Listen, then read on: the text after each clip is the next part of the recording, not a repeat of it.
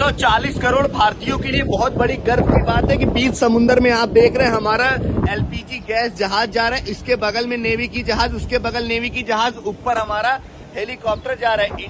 যেসব লোক ভারতবর্ষের উল্টোপাল্টা বলেছিল নরেন্দ্র মোদী ইসরায়েলকে ফাদারল্যান্ড বলাতে ইরান আমাদের সমস্ত জাহাজ বন্ধ করে দিয়েছে, তেল গ্যাস আসা বন্ধ করে দিয়েছে, তাদের সব কথা ধুয়ে উড়ে গেল।